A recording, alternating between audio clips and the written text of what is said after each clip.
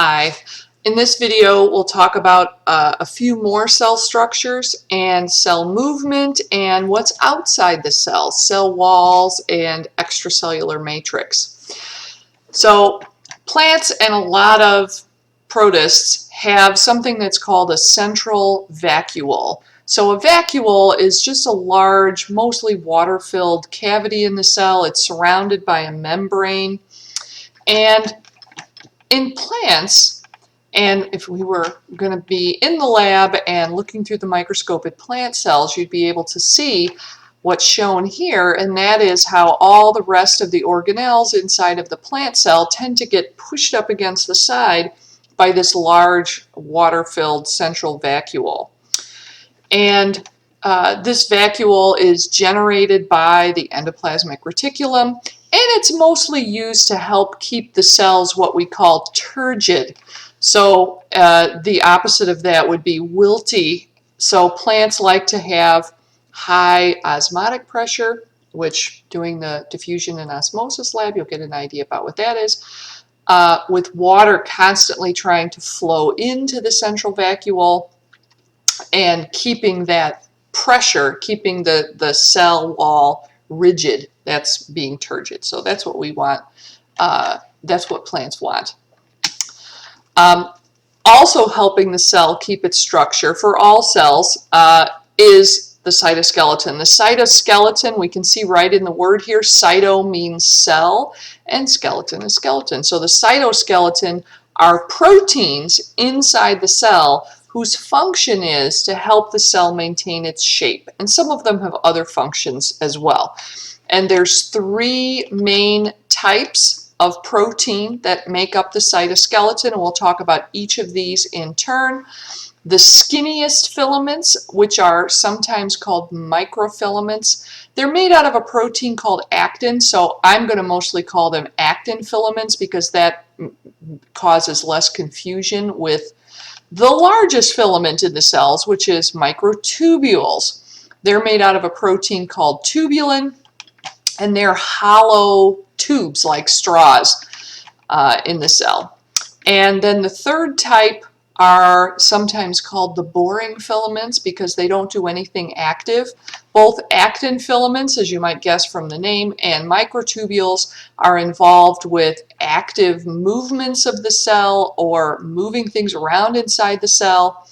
Intermediate filaments really only help the cell maintain its shape. They're made out of a protein that you've probably heard of, keratin. There's several different keratins that intermediate filaments are made out of. And we'll talk about each of these in turn in a little bit more detail. So microfilaments or actin filaments, these make up the exterior shape holding structure of the cell. So in this microscope image here, this is one cell. And all of the actin filaments have been labeled with a red fluorescent tag. So all the little strands of actin protein show up as red. So this is a light microscope image because we're using fluorescence. And you can see they kind of define the shape of the cell. And that's because that's where you find the actin filaments, is right under that plasma membrane. There's a network of actin filaments right under the plasma membrane. And one of the functions of that is to change the shape. So if the cell is changing shape in any way, usually that's the actin filaments that are doing that. And I'll show you a video towards the end here of an amoeba, which is a single-celled protist, moving using its actin filaments to push out portions of the cell and crawl along. Actin filaments are also used when the outside shape of the cell has some important function. This is a scanning electron microscope image of the surface of, or the edge, I guess, of one cell in the small intestine of a human. And our small intestine is where we absorb most of our nutrients from our food. And the surface area of the small intestine is increased by each cell having these microvilli, or little fingers, And the microvilli are covered with plasma membrane, and inside the microvilli are actin filaments that just maintain the shape. They don't move. They just help increase the surface area. And so in this cutaway view here where you can see the plasma membrane on the outside, that vastly increases the surface area through which nutrients can be absorbed. So this is one case where actin filaments are structural. They're helping the cell to maintain this weird outer shape that it has to help us increase the surface area of our small intestine. Actin filaments are also involved with muscle contraction. The actin filaments in all of your muscle cells are lined up along with a second protein called myosin. The purple is myosin and the yellow is actin. And the myosin walks along the actin using energy in the form of ATP.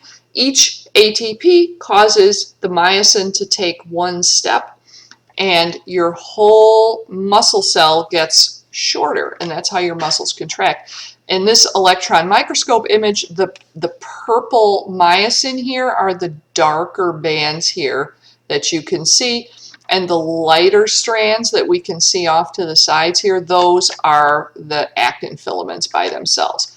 So although the actin is not moving during muscle contractions, it is allowing the muscle cells to shrink, and that's how we contract our muscles. Plants, interestingly, also have actin filaments, although they don't have muscles and they can't move. Duke, you are not going outside right now. Stop that.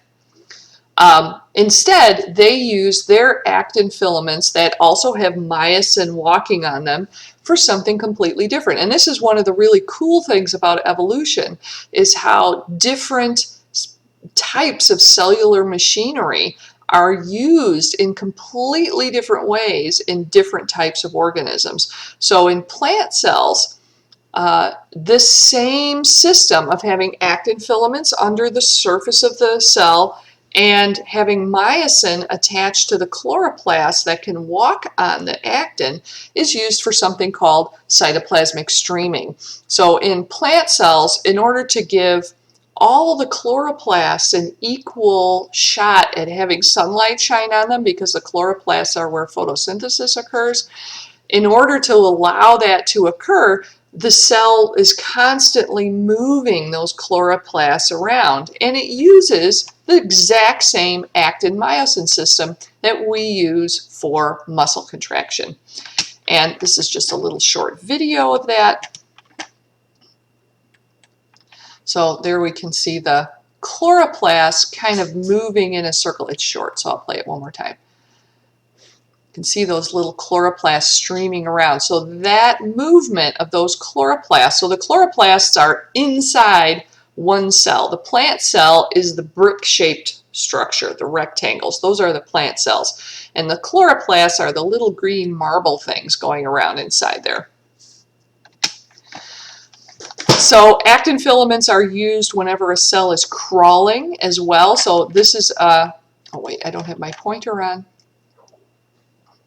So this is an amoeba here, and when amoeba crawl, they push out blebs of their plasma membrane called pseudopodia, and that is the actin filaments. Actin filaments are doing that because actin filaments are under the plasma membrane, and so they are involved directly with cells that crawl, whether it's an amoeba, like in this case, or there are cells in your own body that crawl like an amoeba, and they're part of the immune system. We have cells called natural killer cells that crawl this way, and other cells called T cells that also crawl around this way and go after bacteria and viruses and cells that are infected.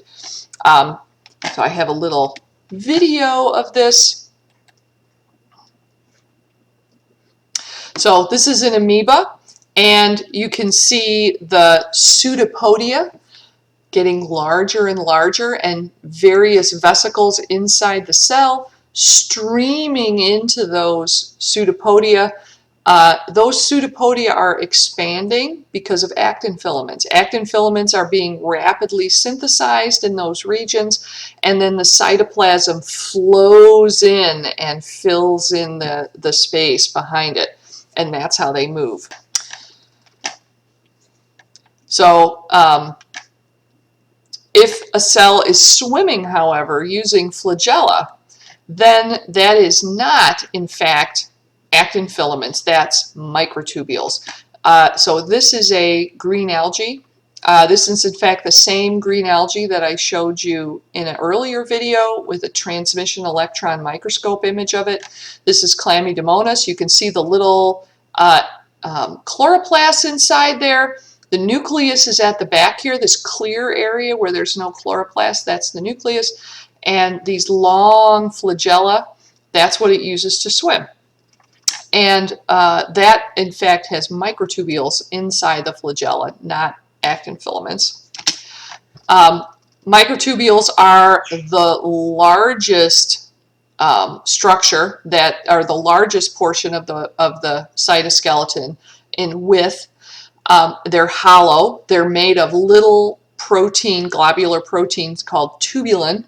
And in fact, in these diagrams, the little ping pong ball like structures, those each are a single polypeptide that's folded up into a sort of spherical or globular three-dimensional shape.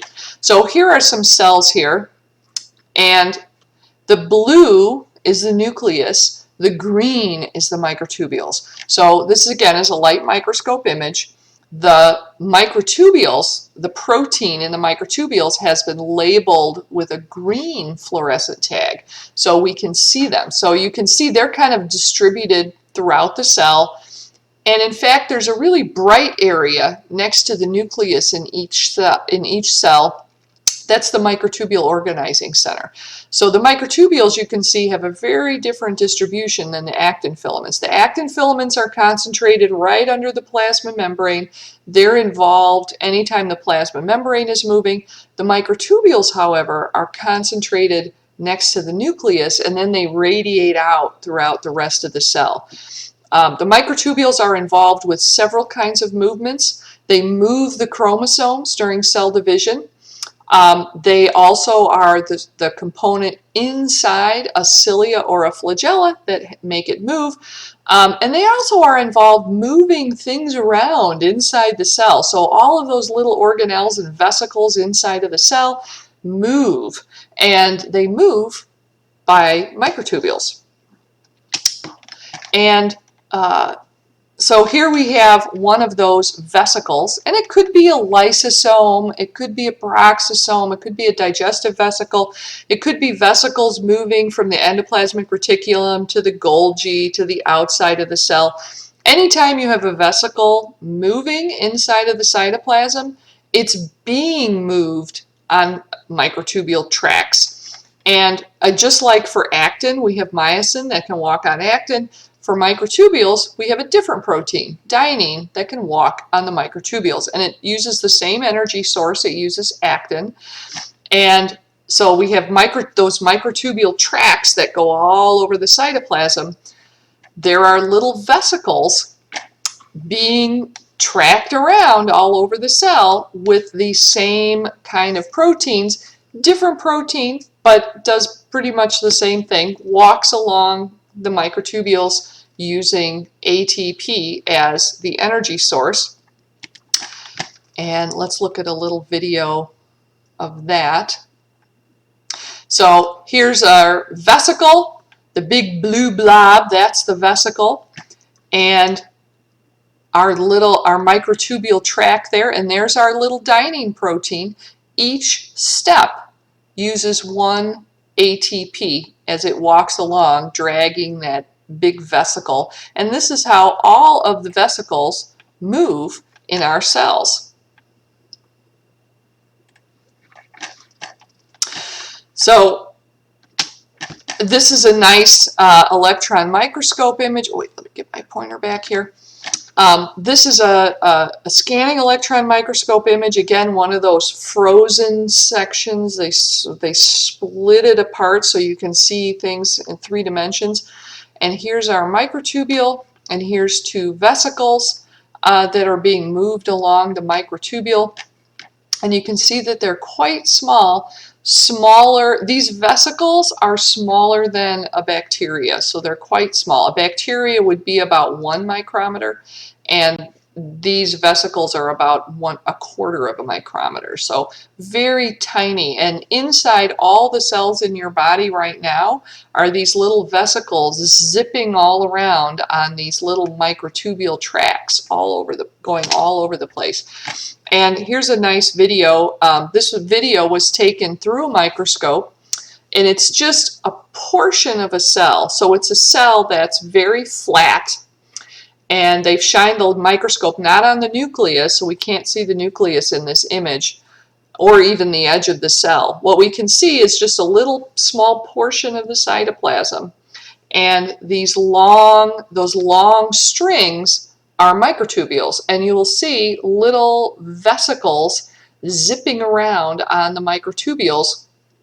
And you can kind of see things go in and out of focus. It's very hard to keep a microscope in focus for this long. This is not sped up either. This is not a time-lapse video. This is real-time video of vesicles zipping around in a cell in a culture dish.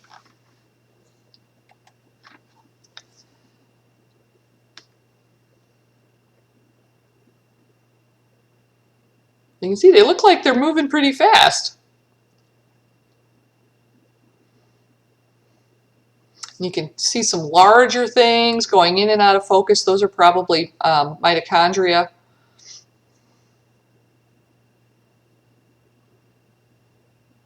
So this isn't a whole cell. This is just a little portion of the cytoplasm of a cell. And everything looks kind of low resolution because this is right at the limit of what we can see with the light microscope. So we can't get any higher resolution than this.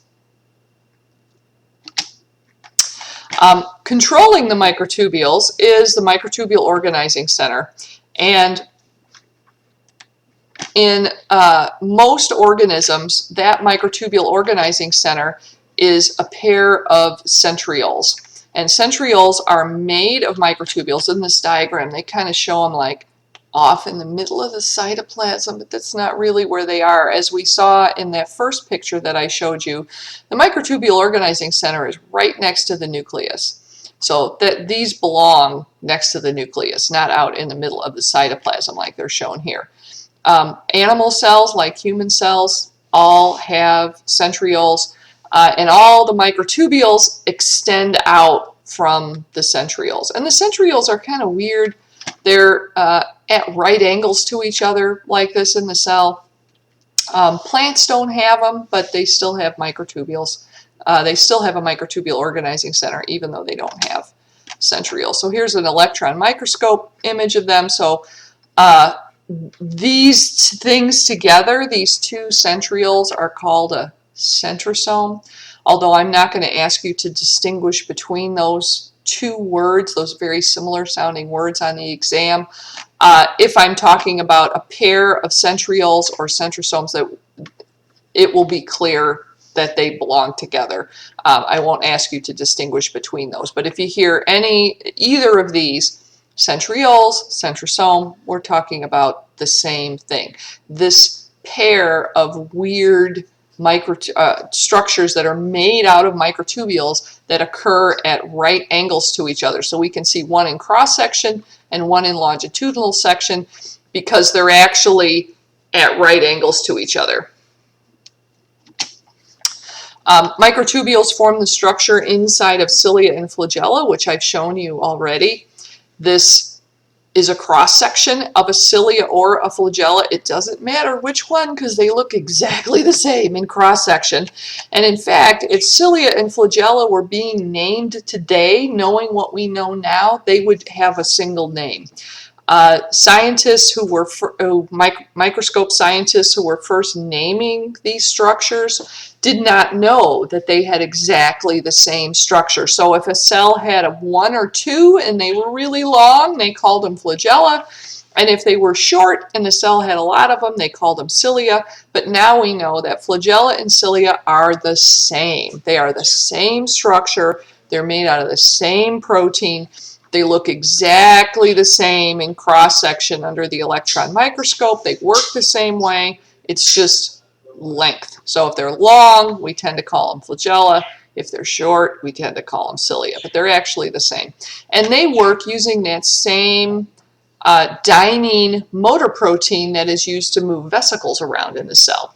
So here we have all of these microtubules, and the little red structures here, those are the dyneins, and they walk on the microtubules using ATP, and that's what makes cilia and flagella bend. We have these little dyneins walking. They're connected to one of the microtubules and walking on the other one, so that causes them to bend. They walk past, the two microtubules walk past each other, and that causes the bending, which allows them to be used for swimming in smaller organisms, or even in human sperm, use a single flagella to swim. Or we have other cells in our body that have cilia as well that work exactly the same way. Cilia can be motile or non-motile. If they're non-motile, it just means they don't move. They have microtubules inside of them, but they're not involved with swimming or moving fluid. So this is a paramecium. It's a single-celled protist, and it's covered with several thousand, about 2,000 cilia, and that's how it swims. It beats the cilia and it swims. And we've seen some microscope images of a paramecium or another related ciliate already. And so you can see how much better we can see these cilia when instead of a light microscope, we use a scanning electron microscope. You can see much more clearly the structure of the cell and the structure of those cilia. Now we have cilia. We have cilia and they're used not for swimming, but for moving fluid around. We have them in our lungs, in our bronchioles, and they're used to move mucus and water and particles out. So the inside of your lungs is wet. It has to be wet for gas exchange to occur. The problem with having a wet surface inside of our bodies that air is constantly being drawn into is that means your lungs are going to every day, every breath you take, you're inhaling fungal spores, bacteria, dirt, other people's skin cells, viruses, all kinds of stuff. And you inhale them and they stick to the wet inner layer in our lungs. So how do we get rid of that stuff? Well, that's what the cilia are doing. You have cilia in your lungs that are constantly moving the mucus with all the fungal spores, bacteria, dead skin cells, dirt particles, smoke particles, and moving them out. They end up in your esophagus and then you swallow them, unless you cough them out. So those are very essential, and the cilia are the reason that we're not constantly coughing.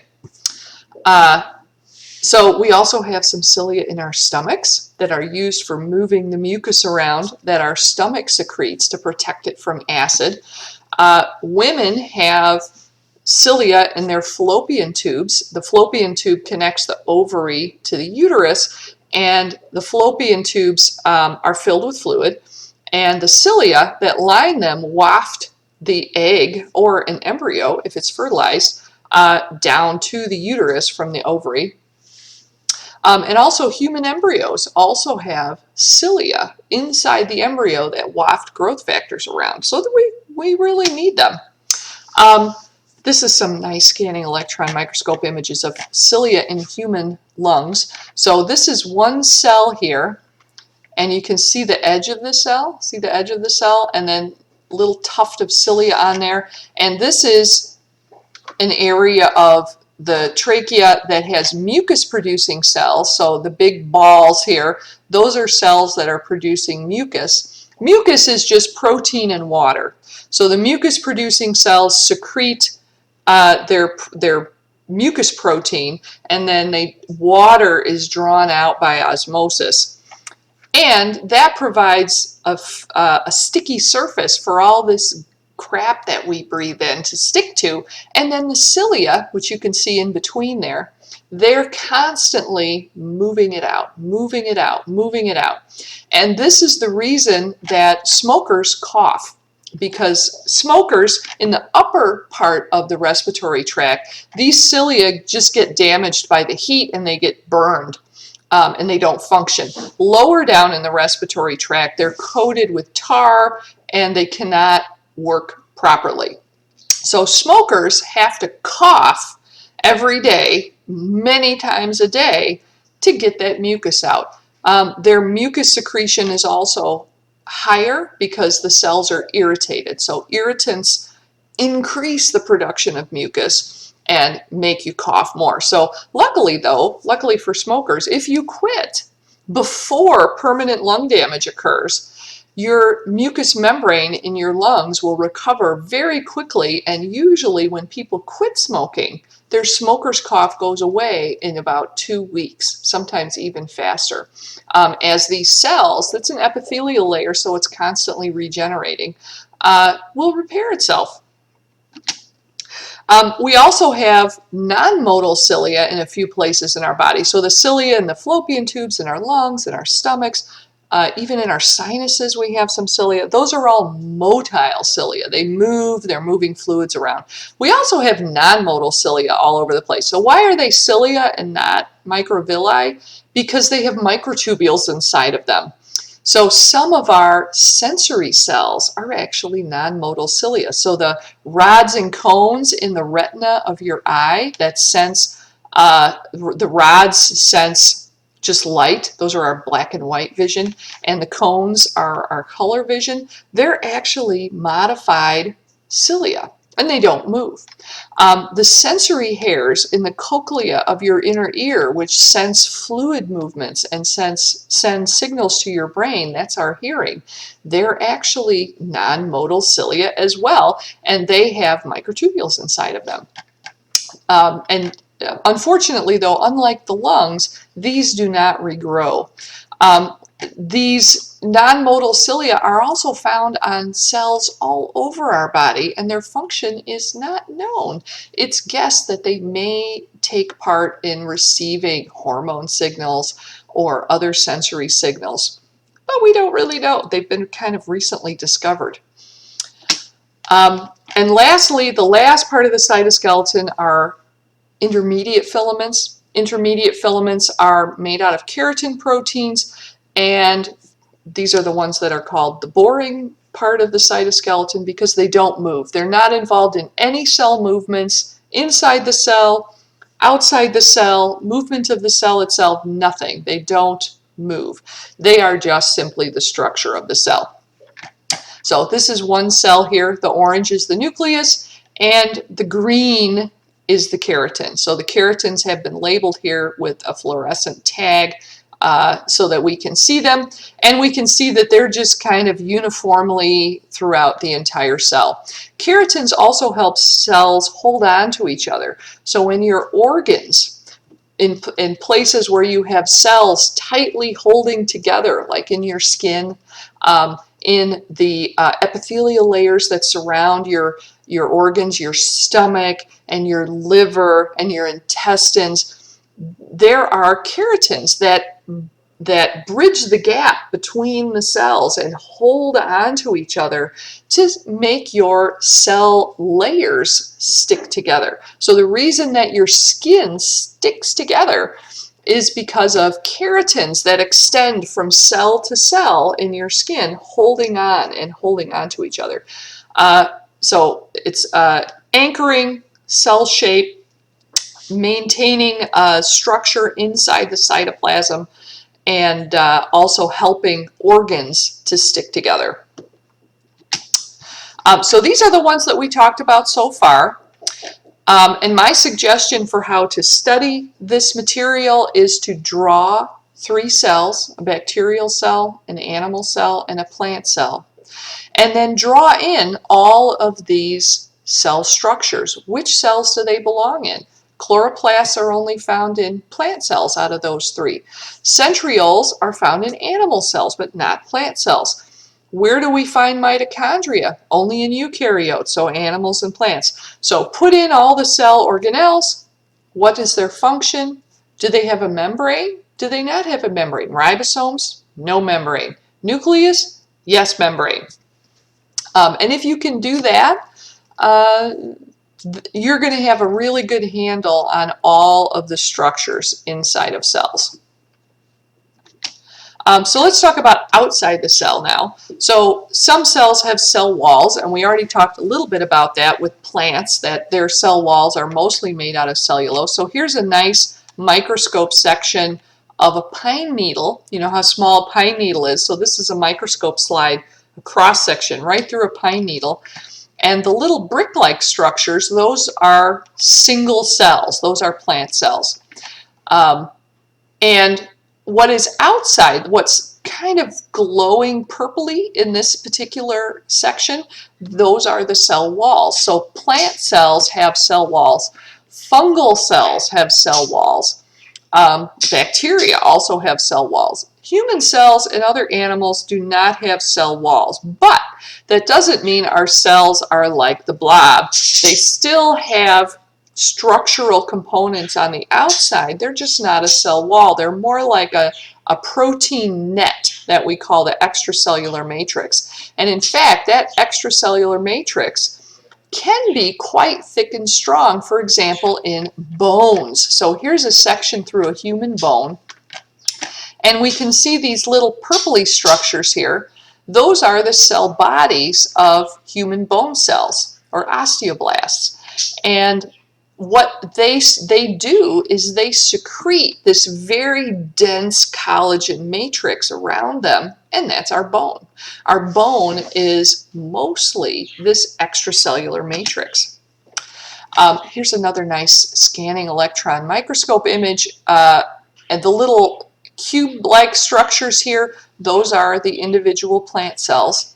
The little marbles inside, those are the chloroplasts. But this gives you a nice idea of how thick that cell wall is compared to the size of the cell. We can see it much better in this scanning electron microscope image than we can see with the light microscope image.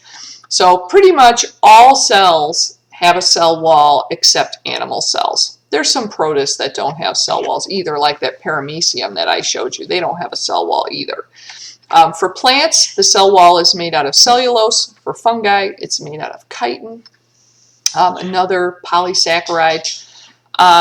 Eukaryotes don't have a cell wall. So why don't we consider the extracellular matrix a cell wall? It's because it's not solid. It's not a barrier. It allows water and large molecules to pass through. It's not a barrier. It's more like a net around the cells. It helps the cells to stick to each other.